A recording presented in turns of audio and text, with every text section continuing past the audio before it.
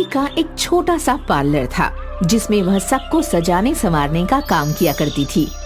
एक बार पूर्वी के यहाँ काम करने वाली लड़की कहीं चली जाती है, जिसकी वजह से पूर्वी का काम ठप हो जाता है। उस लड़की के जाने के बाद तो काम जैसे ठप ही हो गया है। इतना काम तो मुझे आता ही नहीं है। अब सीजन भी आ रहा है और मेरे पास कोई लड़की ही नहीं है जो ये सब संभाल सके। पार्लर का काम तो मैं संभाल लूं, पर मेहंदी लगाने वाली कोई होनी चाहिए जो अच्छी मेहंदी लगा सके। आजकल अच्छी मेहंदी बहुत डिमांड में है। पूर्वी, तुम चिंता मत करो। मेरी नजर में एक लड़की है जो बहुत ही अच्छी मेहंदी लगाती है, पर वो गांव की रहने वाली है और बहुत ही गरीब है बेचारी। हाल ही में उसकी माँ का देहांत हो गया। वो अकेली ही गांव में रहती है। अगर तुम कहो तो मैं उसको अपने साथ शहर ले आता हूँ, जिससे तुम्हारी मदद भी हो जाएगी और उसको आसरा भी मिल जाएगा। हाँ, क्यों नहीं। तुम कल ही जाकर उस लड़की को यहाँ ले आओ। मैं उसे अपने पार्लर में काम दे दूंगी। इससे मेरी बहुत बड़ी परेशानी दूर हो जाएगी। राजेश अगली सुबह ही अपने गांव जाकर आंचल से अपने साथ चलने को कहता है। आंचल, मुझे तुम्हारी माँ के देहांत का बहुत ही दुख है। तुम गांव में अकेली रहती हो। तुम्हारा बहुत बड़ा हुनर है कि तुम बहुत अच्छी मेहंदी लगाती हो। गांव में तुमसे अच्छी मेहंदी कोई नहीं लगाता। मुझे तुम्हारी फिक्र होती है, इसलिए मैं तुम्हें अपने साथ लेकर जाना चाहता हूँ। तुम अपनी मेहंदी लगाने का हुनर शहर में दिखाना। राजेश भैया, तुमने तो मेरी समस्या ही दूर कर दी। मैं यहाँ अकेली पड़ गई थी और मैं कुछ करना चाहती थी, पर मुझे कोई रास्ता ही नहीं दिख रहा था। अच्छा हुआ तुमने मुझे रास्ता दिखा दिया। मैं अभी तैयार होकर तुम्हारे साथ चलती हूँ। आंचल राजेश के साथ शहर की ओर चल देती है और पूर्वी के पार्लर में मेहंदी का काम करना शुरू कर देती है। उसकी मेहंदी बहुत मशहूर हो जाती है। अब हर कोई उससे मेहंदी लगवाना चाहता है, परंतु पूर्वी से उसकी सफलता बर्दाश्त नहीं होती। वह एक दिन उससे कहती है, आंचल, तुम अच्छी मेहंदी लगाती हो, अच्छी बात है, पर अब कोई भी मेरे पार्लर में नहीं आता। तुम्हारी लोकप्रियता से मेरा पार्लर कम चलने लगा है। तुम अपना जुगाड़ कहीं और देख लो। पर पूर्वी दीदी, इसमें मेरी क्या गलती है? मैं तो आपके पार्लर के भरोसे ही अपना गांव का सारा काम छोड़कर आई थी। आप ही मुझे अपने पार्लर से निकाल रही हैं। ये तो मेरे साथ नाइंसाफी है। मुझे कोई सफाई नहीं चाहिए आंचल। एक बार जो मैंने कह दिया, तुम यहाँ से निकल जाओ। मुझे तुम्हारी शक्ल भी नहीं देखनी। जब तक तुम नहीं थी तब तक मुझसे ही सब मेहंदी लगवाते थे, और जब से तुम आई हो तब से हर कोई तुम्हें ही पूछता है। मेरी तो कोई अहमियत ही नहीं रह गई है। तुम यहाँ रहोगी तो मेरा धंधा चौपट हो जाएगा। तुम यहाँ से चली जाओ। पूर्वी उदास मुंह लेकर पार्लर से निकल जाती है। रास्ते में उसे एक बुढ़िया दिखाई देती है। वह आंचल से कहती है, बेटा, मेरे पैर में कांटा लग गया है, जरा निकाल देना। मुझसे झुका नहीं जाता और ये कांटा बहुत दुख रहा है। अरे माई, इस कांटे ने तो आपके पैर में जख्म कर दिया है। आप भला नंगे पैर इस सड़क पर क्या कर रही हैं? बेटा, मैं यहाँ वहाँ घूमकर ही अपना गुजारा करती हूँ। मेरे पास इतने पैसे नहीं हैं कि मैं पैरों में चप्पल पहन सकूं। इसी वजह से मैं नंगे पैर घूम रही थी और मेरे पैरों में कांटा लग गया। कमर से झुका नहीं जाता बेटा, इसी वजह से कांटा निकालने में असमर्थ हूँ। तुम मेरी मदद कर दो। तुम तो एक अच्छी लड़की दिखती हो। हाँ, मैं अभी आपके पैर का कांटा निकाल देती हूँ। आंचल बुढ़िया के पैर से कांटा निकाल देती है और अपने पैरों की चप्पल भी उस बुढ़िया को पहनने के लिए दे देती है। बुढ़िया बहुत खुश हो जाती है और उससे कहती है, बेटा, तुम सच में नेक लड़की हो। तुमने मेरे पैर का कांटा निकाला और अपनी चप्पल भी दे दी। मेरे पास तुम्हें देने के लिए कुछ नहीं है, परंतु मेरे पास एक मेहंदी की कीप है। ये तुम अपने पास रख लो। मैं इस मेहंदी की कीप का क्या करूंगी? एक जगह काम मिला था, वो भी हाथ से चला गया। आखिर एक मेहंदी की कीप कितनी चल सकती है? आंचल बेटा, ये कोई मामूली मेहंदी नहीं, बल्कि एक जादुई मेहंदी की कीप है। क्या? सच में? ये मेहंदी कभी खत्म नहीं होगी और जिस तरह का डिजाइन तुम अपने दिमाग में सोचोगी, वैसा डिजाइन मेहंदी की कीप अपने आप लगा देगी। और हाँ, ये मेहंदी की कीप जिस कुंवारी लड़की को लगेगी उसकी जल्द से जल्द शादी हो जाएगी। आंचल उस मेहंदी से लोगों के हाथों पर मेहंदी लगाना शुरू कर देती है। सभी उसकी लगाई हुई मेहंदी से बहुत खुश होते हैं और उसकी प्रसिद्धि बढ़ती चली जाती है। अब हर कोई आंचल से ही मेहंदी लगवाना चाहता है। सच में हाथ का हुनर कहीं नहीं जाना चाहिए। मैंने आंचल को अपने पार्लर से बेशक निकाल दिया, पर उसका हुनर उसके साथ रहा। उसने अपने हुनर से सबका दिल जीत लिया है और अपने बलबूते पर अपना काम भी कर रही है। मुझे सच में अपने किए पर पछतावा है।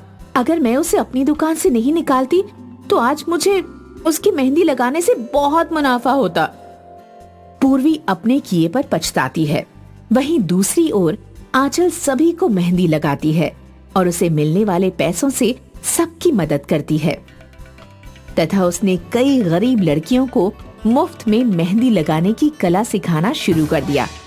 उसका मानना था कि हर लड़की में काबिलियत होती है, बस जरूरत है तो उस लगन को पहचानने की। बेटा, तुम बहुत ही अच्छा काम कर रही हो। तुम्हारे हाथ से जिस कुंवारी लड़की के हाथों पर मेहंदी लग जाती है उसके हाथ जल्दी ही पीले हो जाते हैं। तुम्हारे हाथों में तो जादू है। तुमने जिन भी लड़कियों को मेहंदी लगाई है वो अपनी शादीशुदा जिंदगी में बहुत खुश हैं। इसमें मेरा कोई हाथ नहीं है, ये सब तो ऊपर वाले का करम है। पर हाँ, मेरी ये सोच है कि हर लड़की को अपने हुनर के अनुसार काम करना चाहिए। सबके अंदर एक काबिलियत होती है। मैं तो बस उन लड़कियों की काबिलियत को सामने लेकर आई हूँ।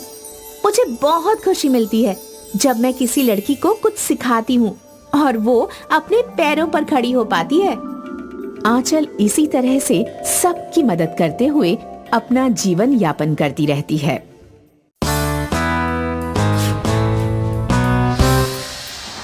आज रुखसाना निकाह करके अपने पति रफीक के घर आ रही है। रुखसाना एक अनाथ थी जिसे उसके चाचा ने पाल पोस कर बड़ा किया था और रफीक के परिवार में सिर्फ उसकी बूढ़ी माँ थी।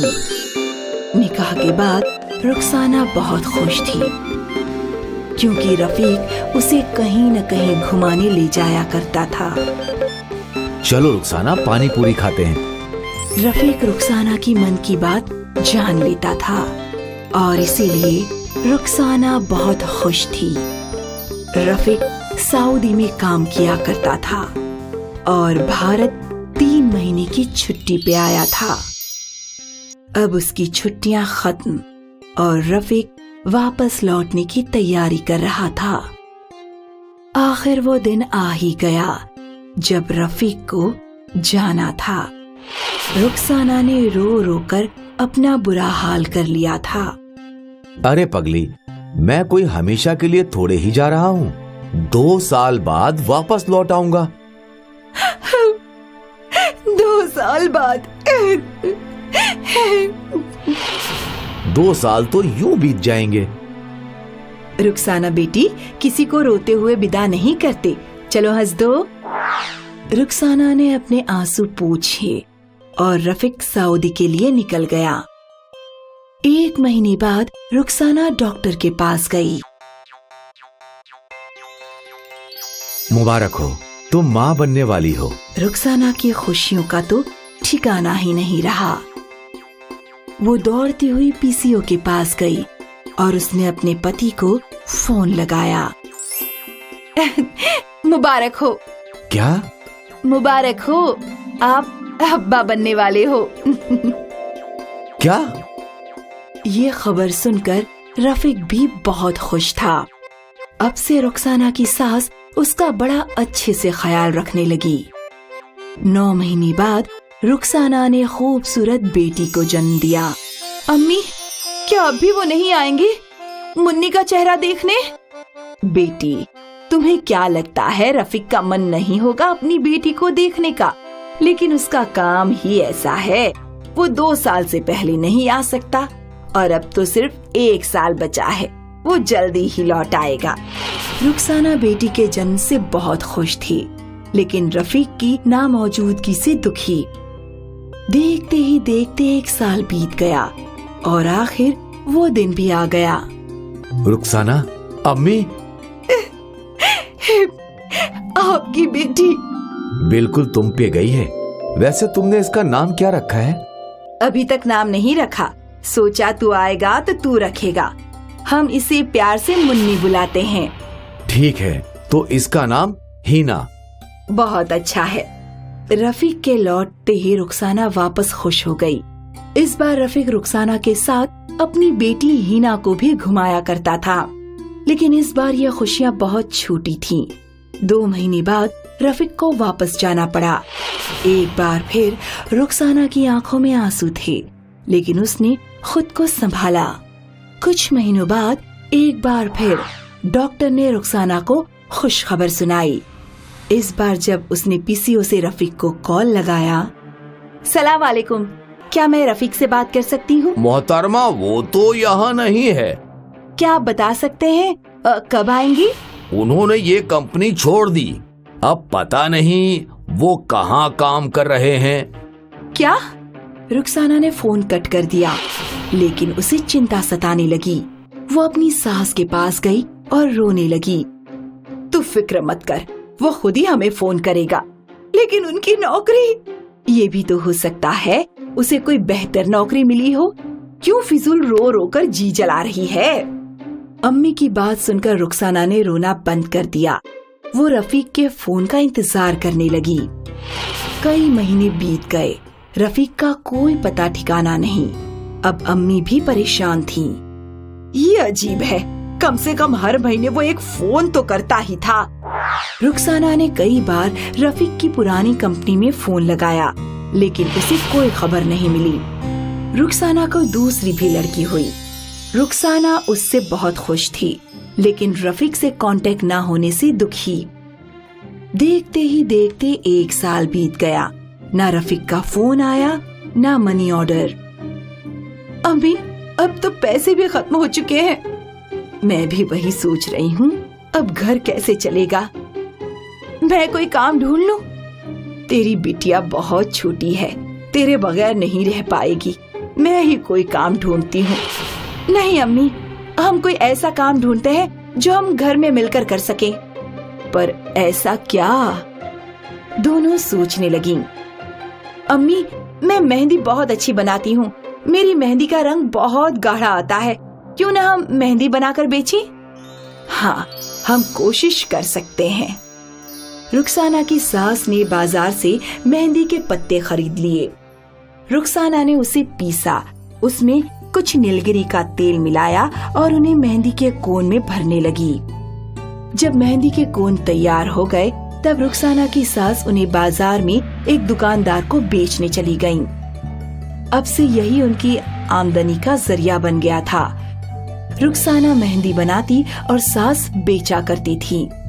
पिछले 10 साल से रुखसाना और उसकी सास यही काम कर रही हैं और रफीक का अब तक कोई पता ठिकाना नहीं।